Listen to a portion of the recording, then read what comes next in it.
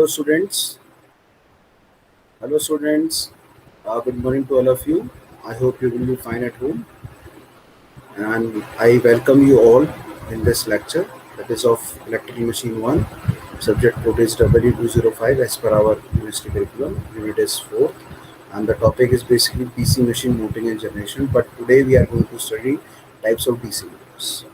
Now, as I earlier told you, that DC machine basically is in the part of the electrical machine one.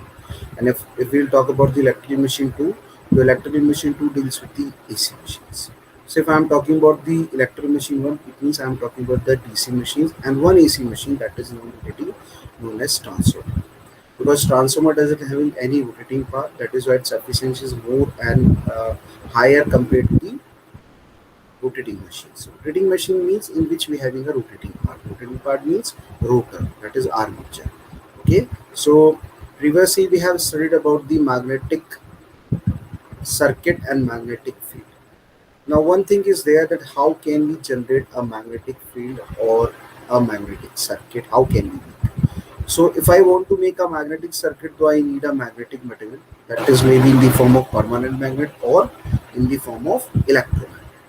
So if I am talking about the permanent magnet, means I am talking about the material which always persists a field, that is known as magnetic field. And if I am talking about the electromagnet, so electromagnets comes in the category of temporary magnet. Okay, so electromagnet, if I will tell you about the electromagnet, so electromagnet can be easily made by using a coil and a coil, or should be made up of ferromagnetic material just like nickel, cobalt, iron, steel sheets, and alloy metals basically. So if I'm talking about the basically the magnetic material, though there will be some permeability. Permeability is basically the strength, how much the magnetic flux can take place. Means how much the air in how much amount we can create a magnetic flux in that material. That denotes the basically permeability or measurement of the magnetic flux or magnetic strength, we can say. So it is also known as magnetic strength. So the basically magnetic material are two types. Magnets are of two types: permanent magnet and another one is the electromagnet. So permanent magnet you can purchase from the market, but of small piece it costs a lot. And if you want to purchase a huge size permanent magnet, that costs you again a lot. So it is not possible for heavy machines, for higher machines, for higher HP motors, and for higher watt or kilowatt generators. We use permanent magnet. So instead of permanent magnet, we can use temporary magnet, that is known as electromagnet.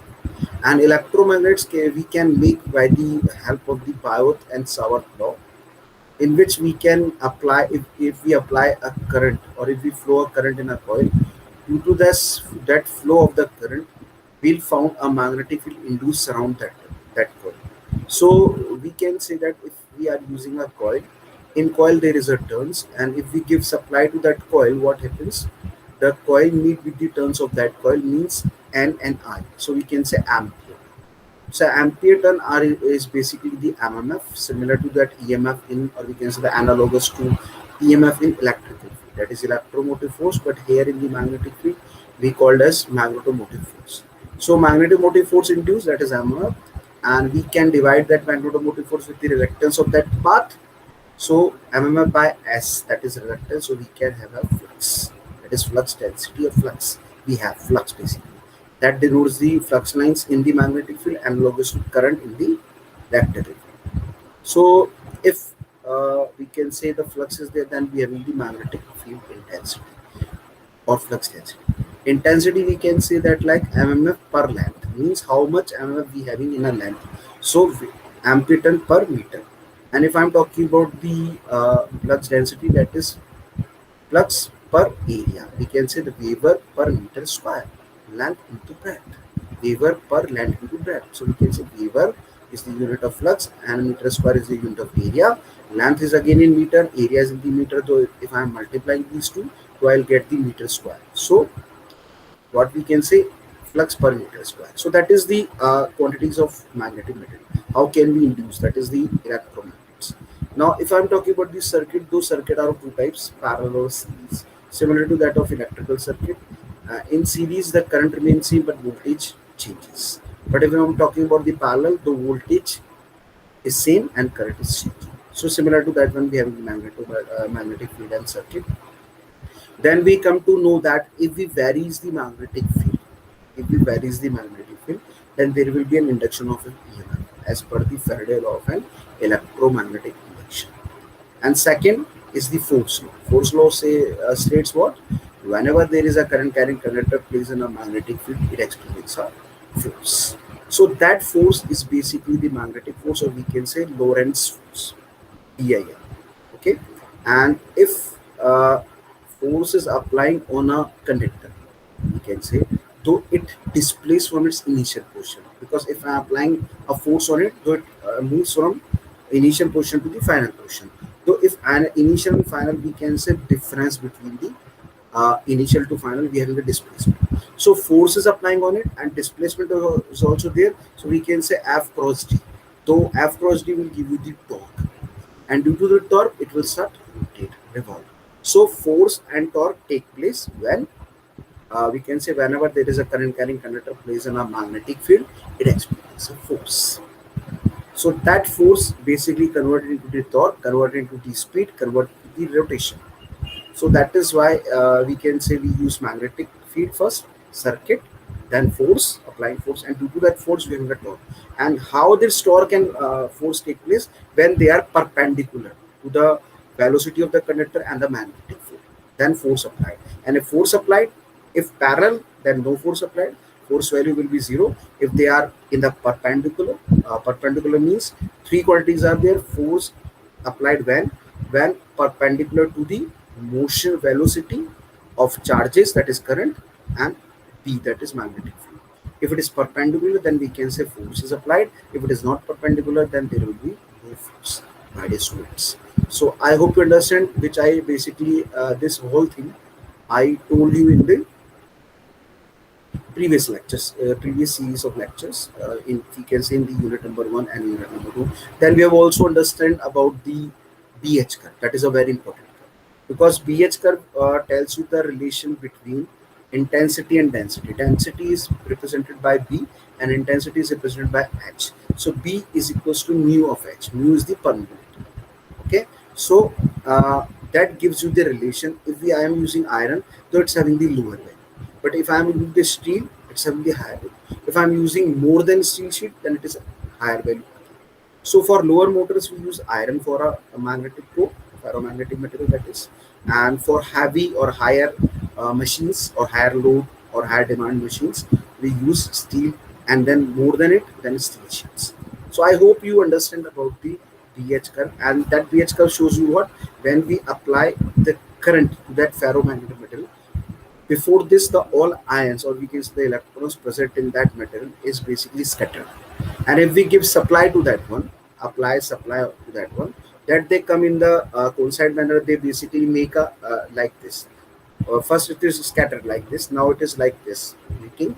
So we can say first conducting, then we will be knee point, then magnetization, then we having the saturation. Saturation is just like a equilibrium state. If I apply supply more than the equilibrium state, then we can say demagnetization, reversal of magnetization. That shows the pH curve. So that we have to think of it, and we have to consider all these things. So I hope you understand about this thing that we have studied in the first and second unit. Now in the third unit, basically, the third unit we have studied about the DC machine, but the basic concepts. Basic concept means fundamentals. So fundamentals are basically what? If I'm using a machine which convert mechanical power into the electrical power, means I'm giving torque, speed, rotation, revolution, and getting power, energy, voltage, and current, in which in any form, we can say. So that is the generator, conversion of motor to basically mechanical to electrical. That is known as also electromechanical energy conversion, which I have studied in the unit number 2. Okay, so basically reverse of it, inverse of it, opposite of it, we can say just reciprocal of it, that if I'm giving electrical, that is power, voltage, current energy to the device, and it's convert into torque, speed, revolution, rotation. That is mechanical. So electrical to mechanical known as motor, and mechanical to electrical known as generator. A device which is used to convert mechanical power into the electrical power is known as generator. A device which is used to convert, we can say, mechanical power into the electrical generator, and electrical power into the mechanical power, that is. So if I'm talking about the generating action, though the basic principle is Faraday law of an electromagnetic induction. Okay, that states in a first part that whenever there is a change in a flux linkage, then there will be an induced EMF known as induced EMF, and circuit is closed, then induced current. Okay, and second statement, or we can say second part, states that the magnitude of induced EMF is proportional to the flux linkage variation. So E is equals to n d phi by dt, and we generally use minus n d phi by dt because we use Lenz law, opposes the cause of creation or generation. Okay, so I hope you understand that is the basic principle. And if we talk about the directional law, so directional law, we use this, the Fleming right hand rule, in which the thumb representing the motion movement, and this index finger representing the magnetic field, and that middle finger is representing the induced EMF or current. So just reciprocal of Fleming left hand rule, they use in a motor. Okay, now understand about the generator action. Then we have the motor. In motor, the basic principle is electromagnetic interaction. Whenever there is a current carrying conductor placed in a magnetic field, it experiences a force. And if it experiences a force like this, so it moves like this. So displacement is there. So force is applying, displacement is also there. So we can say F cross D. And F cross D means we having a torque. So if torque is applying, it will start rotate. We can say revolution, we can say speed generated. So that is the torque and the working of. So the basic principle is electromagnetic interaction and the direction law. How can we identify the direction? So that is the Fleming left hand rule. Or see the direction. This is right hand rule for generator. This is left hand rule for the motor. Motion of the conductor is opposite. It induces EMF and magnetic. So we can say in motor, if it doesn't giving any mechanical input, it behave like a motor. So in which the rotor or armature, we can say, always rotate in an anti-clockwise direction. And if I giving a mechanical input or prime mover I am using in a generator, it always rotate in a clockwise direction. Means a machine which I am rotating, or with by the means of ourselves, that it rotate in a clockwise direction. And we are not rotating that machine, that always rotate in a anti-clockwise direction. So I hope you understand the Fleming right hand rule for the generator, Fleming right hand rule for the motor, Faraday law of an electromagnetic induction for generator, that is DC generator, and electromagnetic induction for DC motor. Understand? I think so. Then if I'm talking about the construction, because principles are same, working are same, but the construction, basically the principles are different, and the directional laws is also are different. Fleming right hand rule, Fleming left hand rule, Faraday law of an electromagnetic induction, then Faraday law of an we can say the electromagnetic induction and electromagnetic interaction. So both are things. So motor, Fleming left hand rule, generator, Fleming right hand rule. For motor, electromagnetic interaction. For generator, Faraday law of an electromagnetic induction, interaction, induction. Okay, left hand, right hand. So these are the things, but the construction is same. The construction consists of yoke, important part. Then we having the field, which is generate the magnetic field. In field we use core, that is pole core. We use winding to generate the flux line, to create the flux line, to produce the flux lines, to manufacture the flux lines, basically induce the flux line. Or flux we want to induce. So I need field coils made up of copper or aluminum. Pole core, we can say the ferromagnetic metal, laminated to reduce hysteresis and anti-gravity process. Okay. Then we having the important part, that is rotating part, armature. But in AC it is also known as rotor. In DC it is known as armature. Similar to the static part, that is stationary part. So stationary part is the stator in AC machines, but in DC machine we always use to say that it is a field. It is what? It is a field. So field is the static part or stationary part, and armature is the rotating. So in armature, we having these slots, parallel path. In that slot, just like this, in slots we place windings known as conductor. So armature, slots, core. Armature core is of cylindrical structure, having a slots in which we place the winding. Along the winding, that normally gives like a conductors. So armature, core, laminated again to reduce losses. If I am laminating means I am reducing or eliminating the eddy current loss, and the proper cross section and silicon content 5 to 7%. If I am inducing or basically adding with the silicon with the steel or steel sheets, that means I am basically reducing or eliminating the hysteresis loss. That is that is by the BH current. So I hope you understand this one. So armature conductors. Conductor means armature winding. So armature winding are of two types: lap and wave.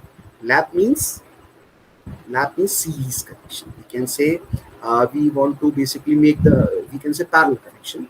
Voltage is same but current is higher. So low voltage, higher current. We use lap winding. In parallel, basically in we make a parallel connection. But if I'm talking about the wave winding, then we have been taking if I'm using a wave winding, I earlier told you it is a parallel connection. It is a series connection. In lab, we having the parallel connection, means current is changing, means current is high, voltage is low, it's constant. But if I'm making a series connection, current is same, means current is low, voltage is dividing with voltage is higher. That is the wave. So if I want high voltage and low current, wave connection is there. If I need high current and low voltage, then lab connection is there. So these are two things, lab and wave. In lab, we are generally A used for B and A is equals to 2 for V, which I already told. After this through this we are getting like this Fleming right hand rule, Fleming left hand rule. We are getting the variable current like this. It is varying. Entering, leaving. So if entering and leaving, those we are getting, it means we are getting bidirectional, having two directions. But my dear student, if I am talking about the DC machines, so DC will always be a unidirectional. So the equipment which is very important for DC machine, not in AC, that is converter. Basically converts the bidirectional current into unidirectional current. It's just similar to just like a rectifier. Okay, so in this commutator we basically reverse the current. So through the commutator segment we do this, and we having the copper lux. Through that copper lux we connect the copper windings, basically armature. Now armature windings again made up of copper and aluminum, but we make two connections in which we basically make armature winding, that is lap.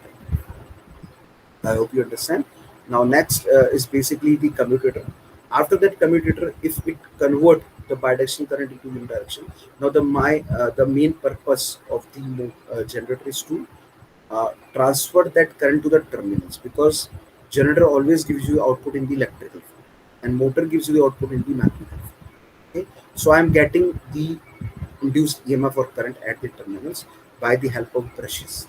That brush is made up of carbon or graphite. Okay, now EMF we have already calculated, it is 500 p by 68. That is known as generating EMF in the generator and back EMF in the motor. But why it is needed for motor also? Because motor EMF will create the torque. That is torque is proportional to EB into I. EB is the back EMF and I is the armature current. So I hope you understand.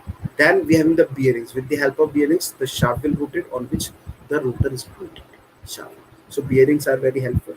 So these all are the construction part. Windings are of two types: lap and wave in armature, and field is form over. Okay, commutation is there. If you want to increase the commutation, then instead of copper, we use carbon brushes or graphite, and interpose, that is co-pose we use. And there is a armature reaction also take place. Armature reaction, in armature reaction, what we have, the armature flux is basically distort the main field flux. It demagnetize and cross magnetize. It basically distort the main field flux line in the form of demagnetizing, in the form of cross magnetizing. So we have to remove this all. So for this we use compensating winding and interpose, that is known as coils. We have in dummy coils, equalizer connection. These all are we have discussed in detail. Types of losses: we having copper loss I square R. We having copper loss in both windings, armature and field. Then we having the magnetic losses, iron losses, and coal losses. All three are same. That is eddy current and hysteresis losses. Then we having the windage and friction loss. That is known as basically mechanical loss, pressure losses. So we have already studied all these things. So that was that all thing was in the unit number 3. Now unit number 4, that basically we have started just before a lecture. This lecture I taught you first the lecture that deals with the unit number 4. So in that unit number 4, basically I told you about the types of DC generator. Because if I'm talking about the construction is same, my dear student, in same construction for motor and for generator. The types are same, but the current direction is different. Because in motor we are taking mechanical output, but in generator we are taking electrical output. So if I am taking electrical output, that is generator, and I am taking motor mechanical output, that is motor. So construction is same, principles are different. So we can say in a one way that if I want to convert a DC machine into generator, so I have to apply prime mover to the armature and take electric power. If I want to convert into the motor, then I have to give only supply. Okay, due to this the armature rotates in anti-clockwise direction. If I am giving the I am connecting the prime mover, means I am giving a mechanical input. It means it rotates as per my desire, that in the clockwise direction. So anti-clockwise and clockwise. So motor always rotate in anti-clockwise, generator always rotate in clockwise. Okay. So a machine can convert it into motor and can convert it into generator. So the output of generator will give the will behave or will treat as an input for motor, and the motor output will we can give or treat as a generator. So I hope you understand. Now, what is my motto and objective to teach you this lecture? Help the student to understand about the basics of DC machine. DC machine, again basics, because we are understanding the types of DC machine. So basically DC machine basics. Make the student familiar with the types of DC motor with load responsibility. Means student familiar with the types of DC motor. In previous lecture I told you about the types of DC generator, but now in this lecture I am going to teach you about the DC motors with load responsibility. So I want to make you familiar with it. How I want to make you familiar with it, my dear student? Because the previous lecture I told you about the DC generator types. Now here we are talking about the DC motor types. Now again the fundamentals. Generator action, I earlier told you, an EMF voltage is induced in a conductor if it moves through a magnet. Means a magnetic field is there and I am rotating the coil or something, so it cuts the flux lines, and as per Faraday law of an electromagnetic induction, the EMF will take place, the EMF will introduce. Okay, so that EMF induced, that is known as generating. I am creating something. Motor action, a force is induced in a conductor that has current going through it and plays in a magnet. A current carrying conductor plays in a magnetic field, it experiences a force. So motor output is mechanical, generator output is electrical. Generator output we are taking in the electrical forms: power, voltage, energy, current. And motor output we are taking in the form of torque, speed, rotation, and revolution. So these all are the things for generator and motor action. So any DC machine can act either as a generator or as a motor. As a motor and as a generator. Means we can, if I am connecting the mechanical input to the armature of the machine, it behave like a generator. And if I am not giving any mechanical input, I am connecting just supply, I am giving supply, it behaving like a motor. So I hope you understand. Now, DC machines. Methods of excitation. How can we excite? Excite means how can we basically generate a magnetic field? Because we are using what? We are using electromagnets. So if I am using an electromagnet, do I need a current supply? I need a supply.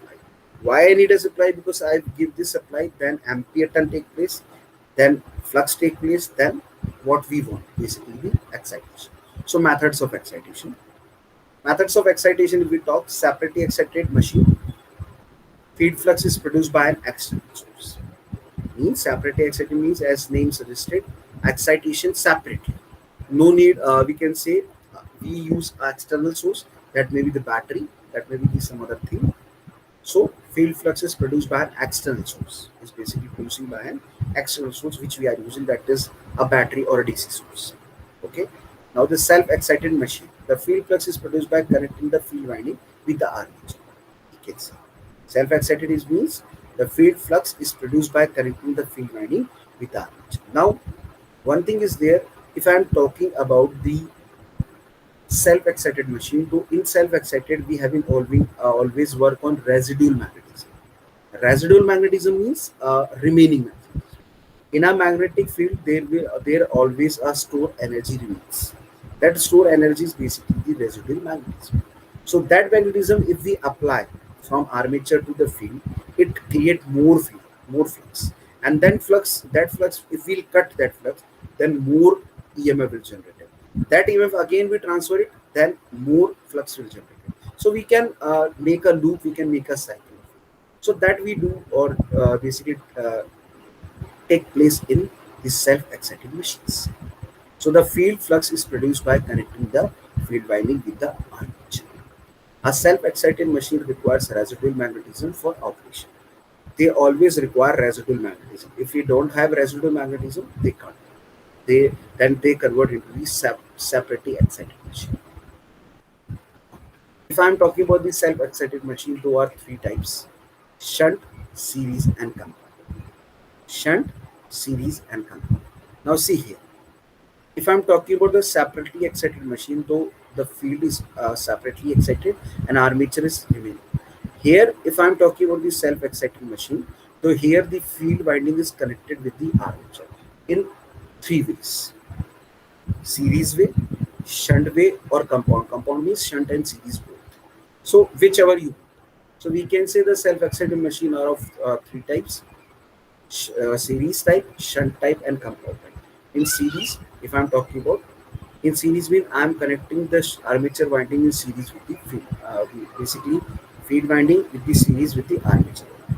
And if I'm connecting in the shunt, then it is known as shunt machine. So series machine, shunt machine, and compound is combination of these two, both self and basically the series and shunt. So I hope you understand. Shunt machine. What is shunt machine? The field winding consists of large number of turns of thin wire. Large number of turns of thin wire is usually excited in parallel with armature circuit, and hence the name shunt field. So we use what? We use if we want to increase the resistance, we want to increase the resistance. So that is why we are using large number of turns of thin wire, not thick, thin wire. Is usually excited in parallel with armature circuit. Is excited with armature circuit parallel. That is known as shunt. We are doing in the shunt manner. We are connecting in the parallel. So in parallel with armature circuit, and hence the name is shunt field winding. This winding will have more resistance and hence carries less current. See, this winding I am connected with a large turns connected parallelly to the armature. So if basically I am having the more turns, so it representing the it having the more resistance. So it carries the less current. It carries the less current. Series machine, or we can say the series wound machine. The field winding has a few turns of thick wire. In a series machine, what we can say, the field winding has a few turns of thick wire and is connected in series with the armature. You can say the field winding has a few turns of thick wire. It is of thick wire, not thin, thick wire, and is connected in series with armature. It is see here, just see, few turns connected in series with the wire. What it means, it is basically the series one machine. So compound, but why I'm doing so, because it is directly connected to the armature. So turns is higher means the resistance is higher. If resistance is higher, the current will be less, and less current will go to the load, and that we don't want. We want what? We want higher. So the resistance is less. Okay. Compound machine. Compound wound machine comprises of both series and shunt windings, and can be either short shunt and long shunt. Means a compound wound machine, it is similar to that our DC generator, similar to that DC generator, but the principle and the working is different of motor. That is why I'm taking this separately. I'm taking this topic, that is DC machines, types of DC machines.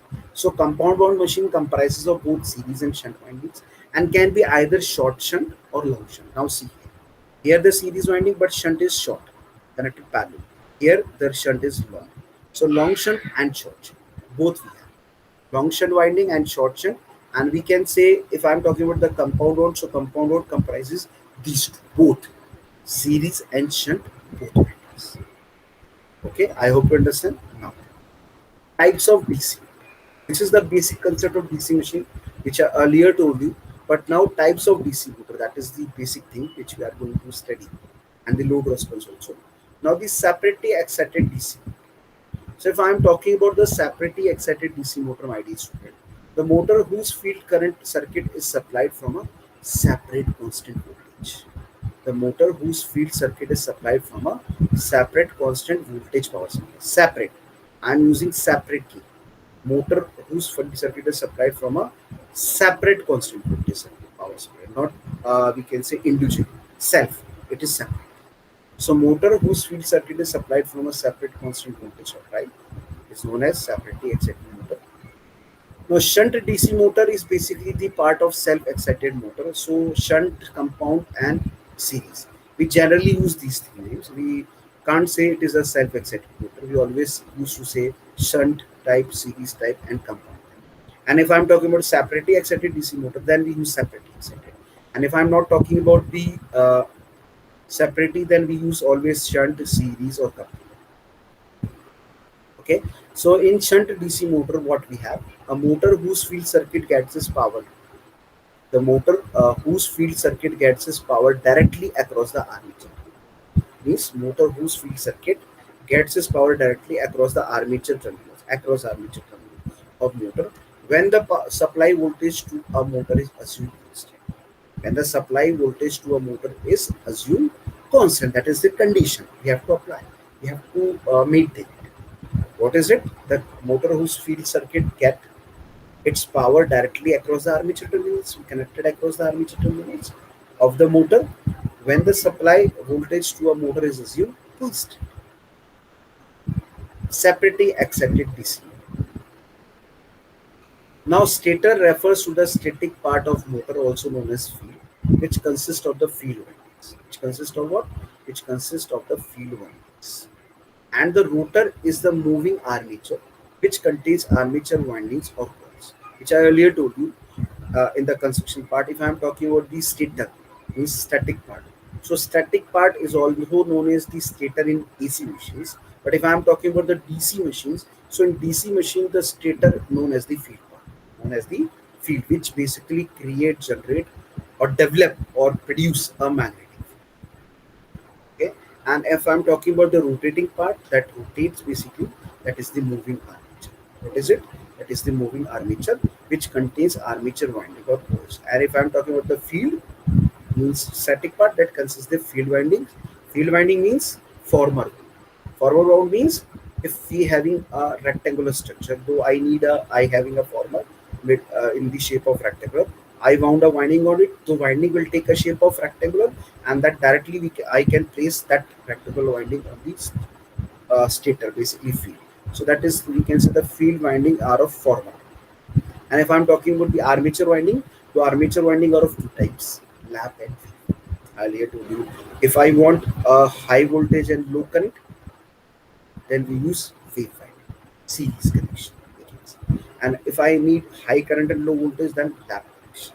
So lap and wave, both windings are here. Okay, basically they comes in the category of armature or armature currents. I hope you understand. Now, separately excited DC motor has field coils similar to that of shunt wound DC motor. It is similar to that of shunt wound DC motor, but connected separately, gives supplied separately. Not we can say the residual magnetism which we are using in this cell. We don't use residual magnetism in self-excited. In self-excited, what we do, basically we having a separate system like this. See, this is the system. This system like this separately. Field is separately exciting and armature is this. So that is the basically separately excited motor. In separately excited DC motor,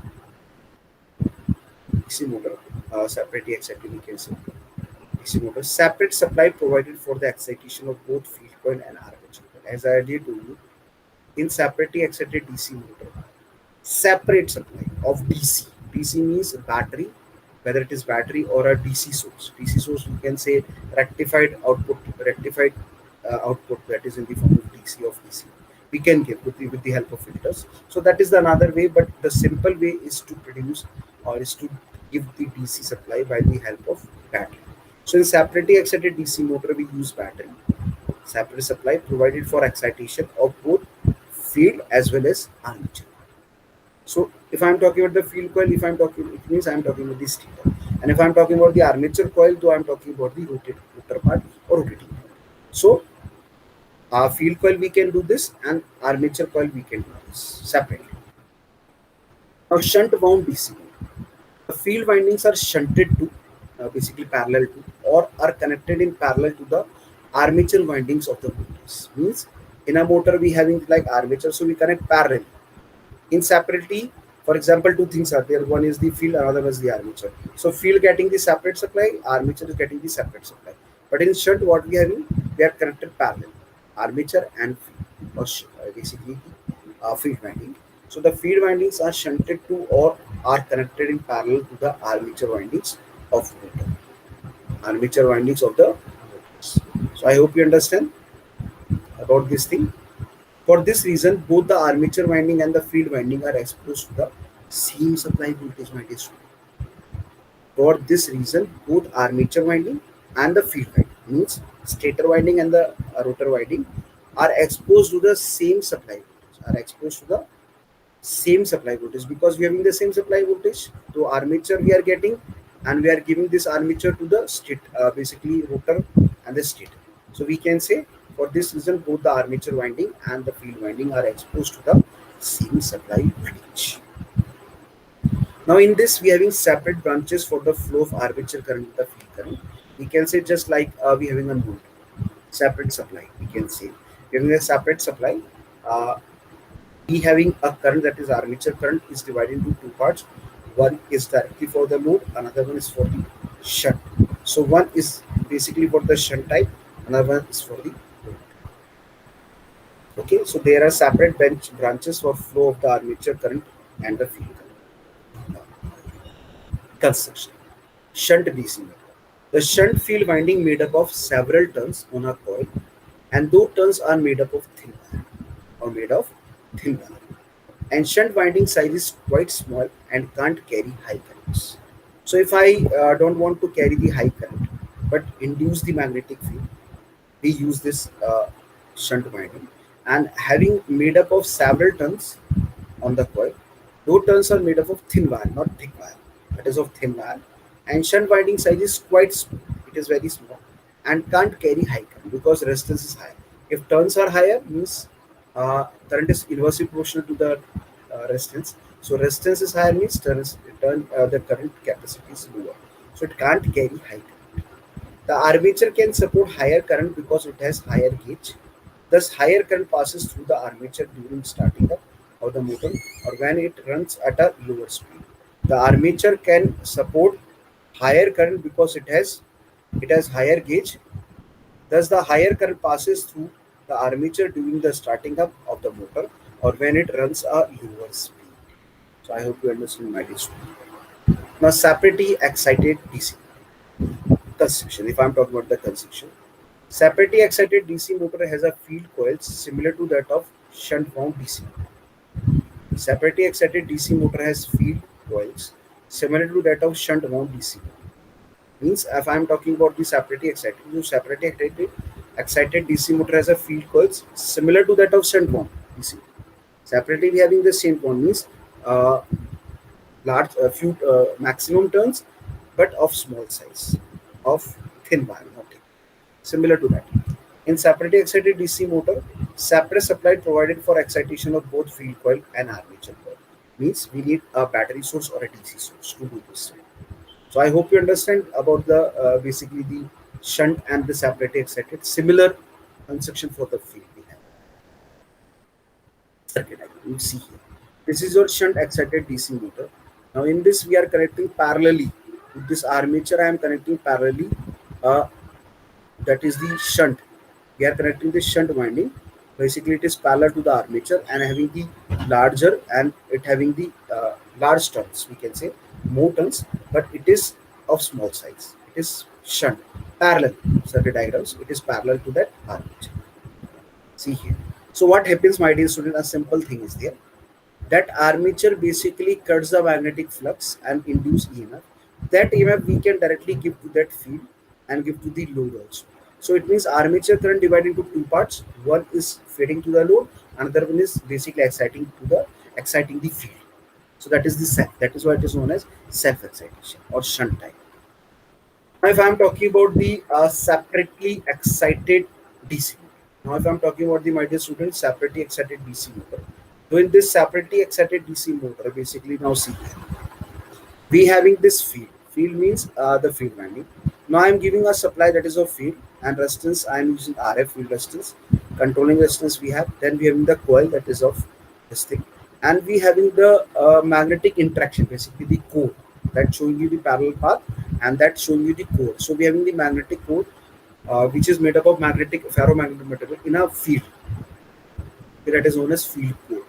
Then we have the armature, and that armature is directly connected to the road because we are talking about what? We are talking about a motor. Okay, so motor gives always the mechanical output. So we want to rotate, we want to develop a torque, we want to generate speed, revolution. Though I need a mechanical output. So directly we are connecting a load with the armature with the help of shaft.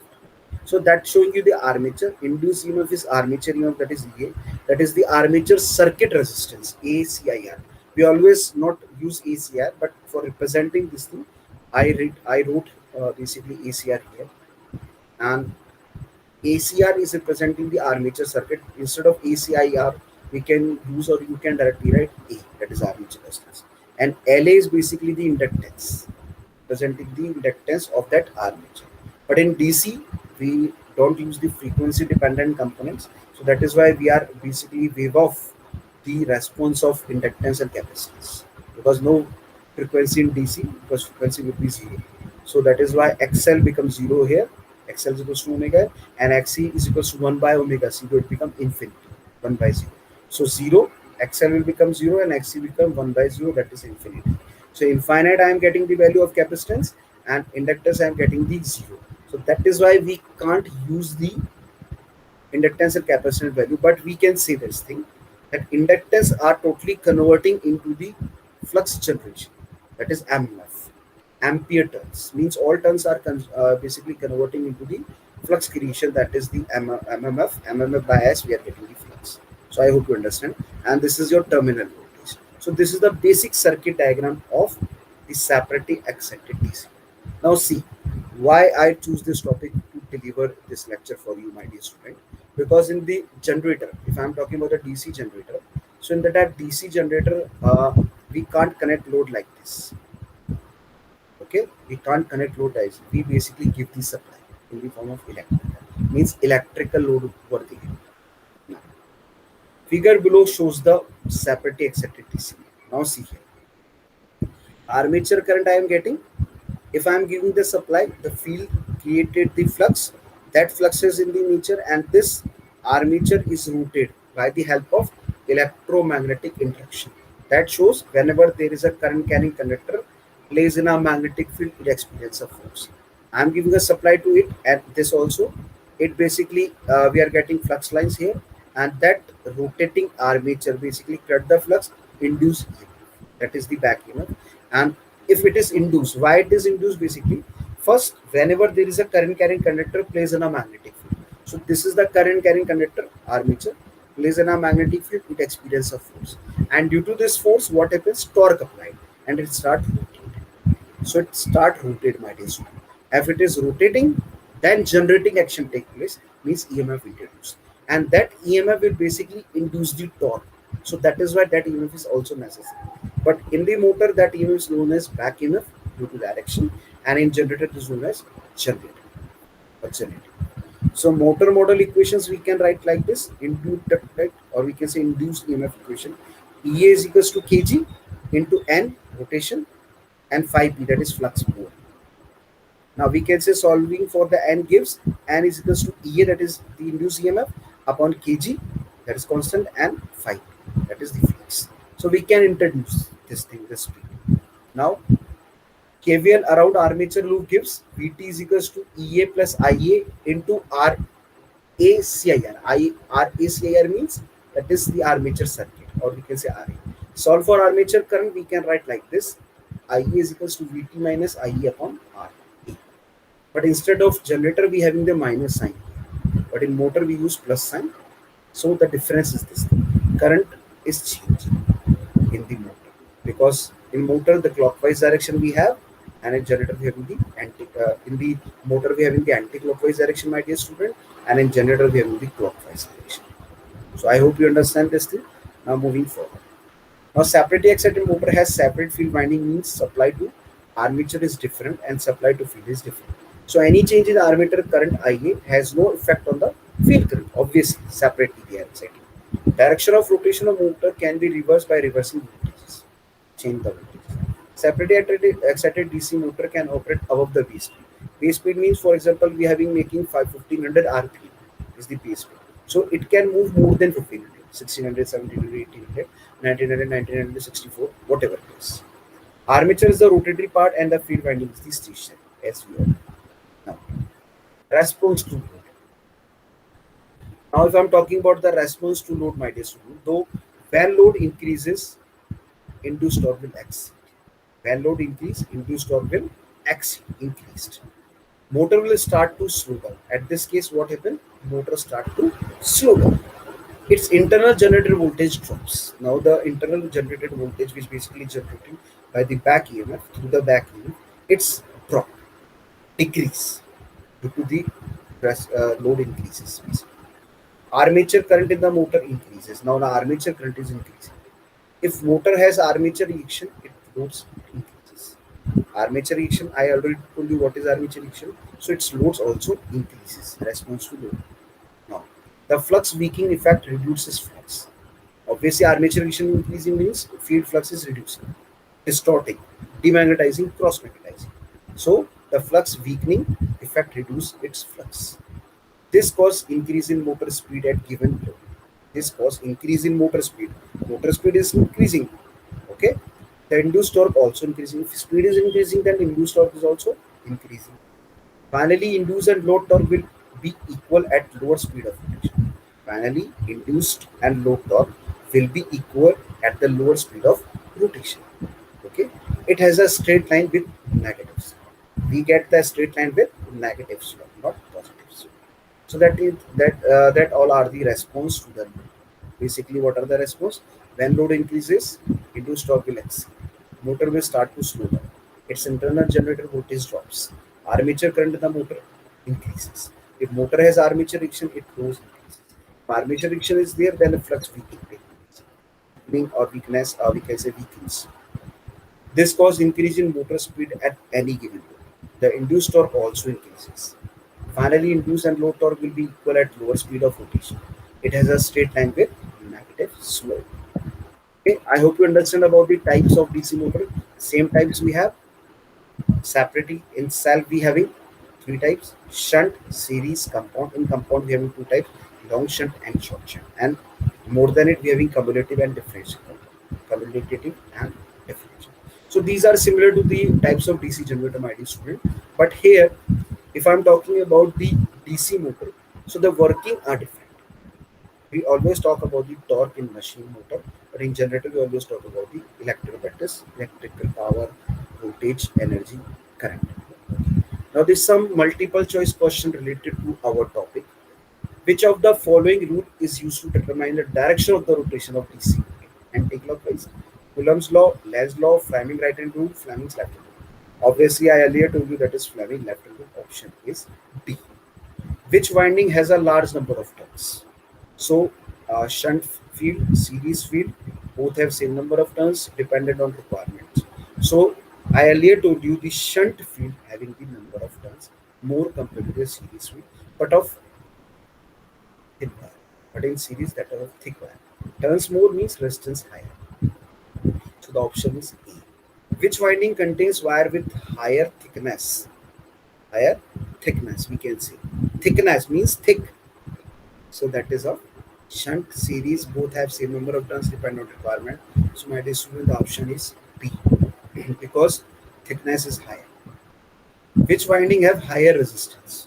Obviously shunt because turns are more. So shunt field, series field, both have same number of turns, depends on requirement. So obviously it is option A, shunt field. In a compound excitation, which winding is or are excited? In a compound excitation. So shunt series both cannot be driven. So we give supply to the series because we have in the series and shunt is also there. So both are getting. So answer is both, that is C.